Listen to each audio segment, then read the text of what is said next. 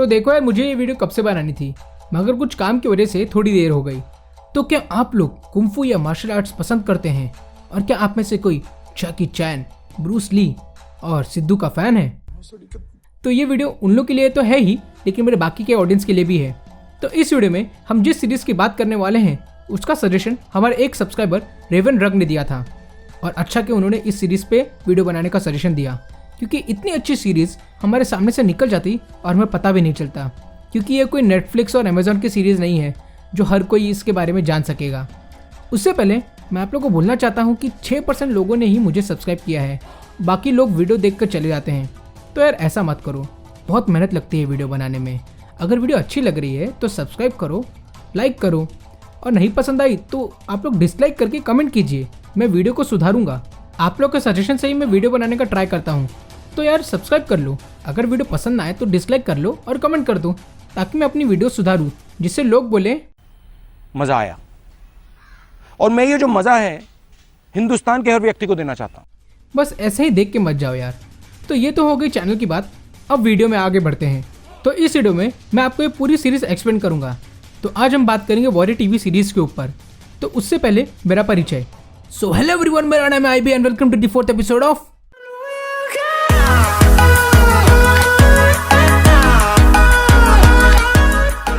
तो ये जो सीरीज है ये ब्रूस ली के राइटिंग्स पे बेस्ड है, और ये सीरीज की जो प्रोड्यूसर है वो और कोई नहीं, ब्रूस ली की बेटी शैनन ली है। ये सीरीज टोंग वॉर्स के टाइम पीरियड पे बेस्ड है, और जिनको टोंग का मतलब नहीं पता, तो टोंग एक चाइनीज क्रिमिनल ऑर्गेनाइजेशन होती है जो प्रॉपर्ली ऑर्गेनाइज्ड रहती है, ट्राइड्स की तरह नहीं, वो एकदम अलग है। और ये सीरीज में 3 टोंग्स को बहुत हाईलाइट किया गया है, हॉप वेई, लोंगजी और फंगहाई। और इसमें चाइनीज को अमेरिकन्स चिंग्स बोलते थे, और चाइनीज अमेरिकन्स को डक्स और पुलिस को बुल्स बोलते थे, और टोंग्स अपने आदमियों को कांता यानी कि अनियन या हैचेटमैन बोलते थे। तो ये सीरीज एक्चुअली एक कैरेक्टर के अराउंड रिवॉल्व करती है, जो है आसाम। तो आसाम की बात करें तो चाइना टाउन के फोशांग का रहने वाला था, जिसे शिफू ली क्वांग ने ट्रेन किया था, और उसके जो ग्रैंडफादर थे वो अमेरिका के थे, जो चाइना में बस गए थे, जिसकी वजह से उसे इंग्लिश भी आती है।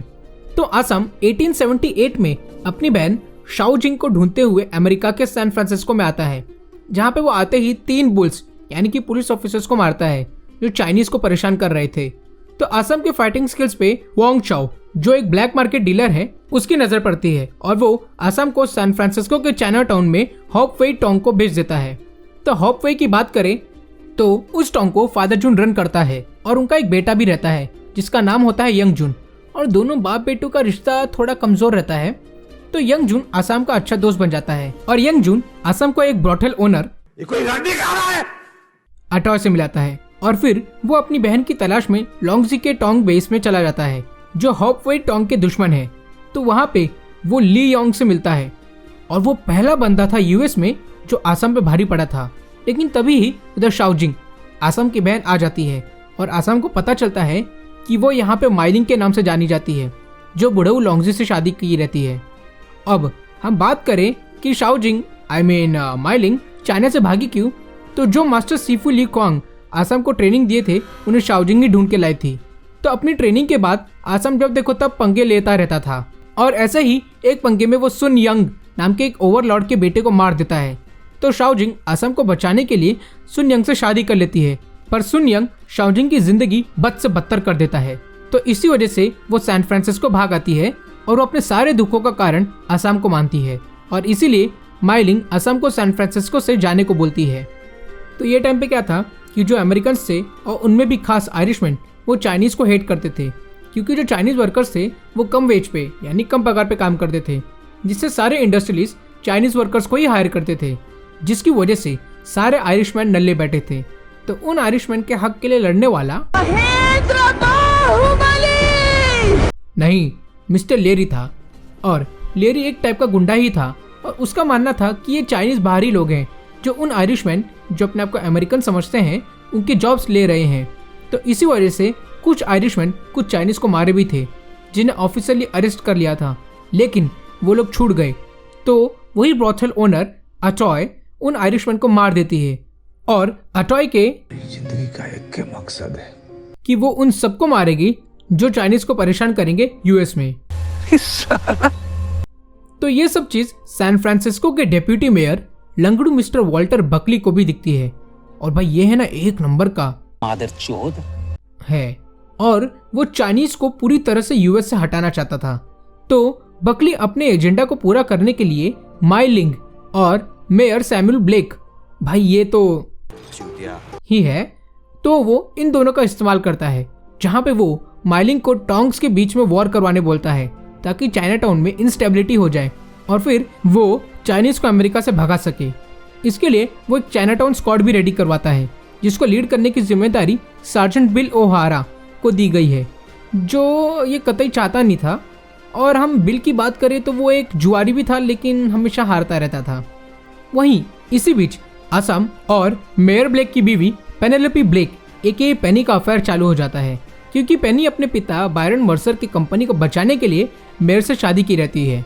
तो हमें पता है कि बकली को टोंग वॉर चाहिए, तो उसके लिए माइलिंग को खुद कंट्रोल चाहिए। तो इसके लिए वो एक प्लान बनाती है जिसमें वो खुद अपने पति लोंगजी को मार देती है और लोंगजी टोंग की हेड बन जाती है और वो ओपियम बिजनेस में अपना हाथ मारती है, जो दोनों टोंग्स यानी कि हॉपवे और लोंगजी के बीच ही ट्रीटी को तोड़ती है। तो इसके लिए दोनों टोंग्स के एक एक वॉरियर ड्यूल फाइट करेंगे और जिस टोंग का वॉरियर सामने वाले टोंग के वॉरियर को मार देगा वो टोंग जीत जाएगी और फिर वो टोंग अपने हिसाब से या अपने कंडीशन से ओपियम बिजनेस करेंगे।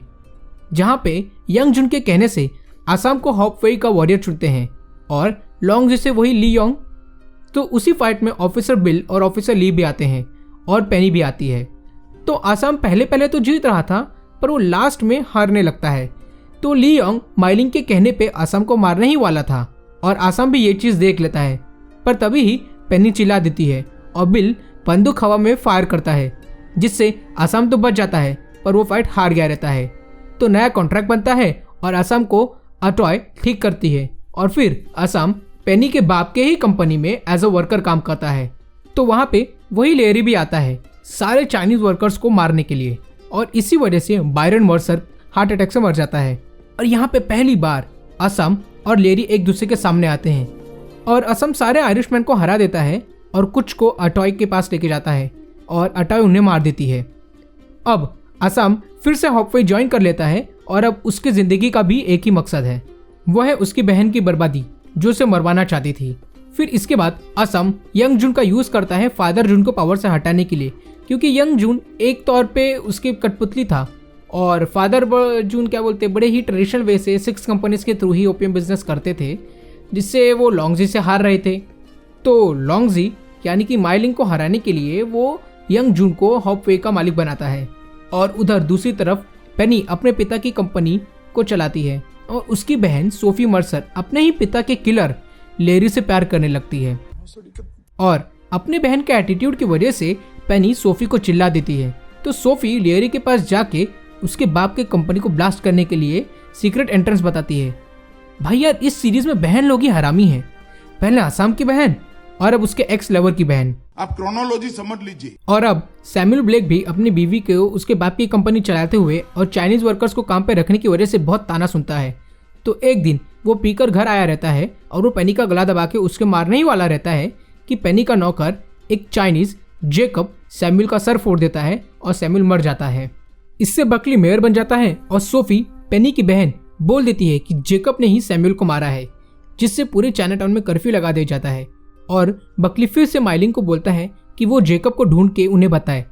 तो माइलिंग चाओ की मदद से जेकब को पुलिस के हवाले कर देती है और जब पुलिस जेकब को जेल ले जा रही थी तभी ही बीच में सारे आयरिशमैन पुलिस पे हमला करके जेकब को लटका के मार देते हैं।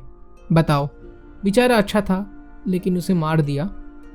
और फिर सारे आयरिशमैन चाइना टाउन पे हमला करने जाते हैं, ये सोच के कि वो सब चाइनीज को मार के आज जीत जाएंगे। पर इस बार सारे टोंग्स अपने दुश्मनी को भुला के सारे आयरिशमैन की बैंड बजा देते हैं। और यहाँ पे ब्रूस ली की तरफ सबसे ज्यादा पॉइंट किया गया है। पहले तो एपिसोड का नाम ही एंटर द ड्रैगन रख के, जो उनकी एक मूवी का नाम है, एंड असम के ननचक और मार्शल आर्ट स्किल्स को दिखा के, जो थोड़ा बहुत ब्रूस ली जैसा दिखाया गया है। तो असम की लड़ाई को देख के उसे चाइना टाउन के सारे लोकल चाइनीज अपना हीरो मानने लगते हैं। वहीं पेनी बकली के सैमुअल का सच छुपाने के लिए वो बकली को चाटा मार देती है, पर बकली तो है मादरचोद। तो वो अपने आप को इंजर करके पेनी को फंसा देता है और उससे पागल खाने भेज देता है। और इधर माइलिंग आसाम को बढ़ता देख के अपना दाव खेलती है, जहाँ पे वो आसाम उसका भाई है यंग जुन को बता देती है, जिससे यंग जुन गुस्सा होता है। पर वो आसाम पे अभी भी विश्वास करता है। लेकिन वो फेमस दोहा है ना, रहीमन धागा प्रेम का मत तोड़ो चटकाए, टूटे ते फिर ना जुड़े, जुड़े गांठ ही पड़ जाए। यानी कि एक बार रिश्तों में दरार आती है तो वो जुड़ते नहीं है, अगर जुड़ जाए तो वो पहले जैसे रहते नहीं हैं। वैसे ही अब यंग जुन भी असम पे कम विश्वास करने लगता है। तो असम अब सीधा सीधा लेयरी से लड़ने जाता है, जहाँ पे वो उन्हें पूछता है कि भाई क्यों वो चाइनीज़ को बाहर ही समझते हैं, क्योंकि आयरिशमैन भी तो बाहर के ही हैं। तो लेयरी उसे बताता है कि आयरिशमैन सिविल वॉर में लड़े थे, जो चाइनीज़ ने नहीं किया था। और फिर दोनों में फाइट होती है, जिसमें आसाम जीत जाता है ऑफ कोर्स। और वो सारे आयरिशमैन को बोलता है कि अब वापस चाइनाटाउन में कभी मत आना। तो यार देखा जाए तो ये था एक शॉर्ट एक्सप्लेनेशन इस सीरीज़ का। ये तो सिर्फ एक एक्सप्लेनेशन वीडियो था, क्योंकि बहुत लोग ये सीरीज़ नहीं देखे होंगे, और मैं तो रिकमेंड करता हूँ कि आप ये सीरीज़ देखें और ज़रूर देखें। अभी तो फिलहाल ये सीरीज़ सीजन 2 के बाद और सिनेमैक्स के बाकी के सीरीज़ भी कैंसिल हो गई हैं, पर चैनल ली HBO Max से बात कर रही है इसके सीजन 3 के लिए।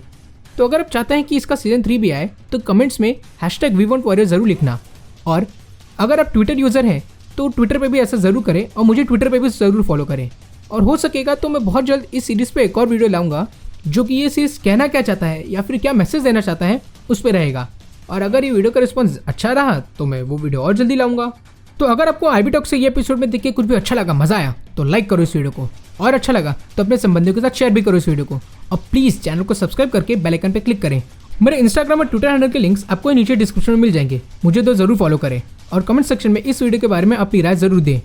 Till then keep watching, keep growing. Radhe Radhe.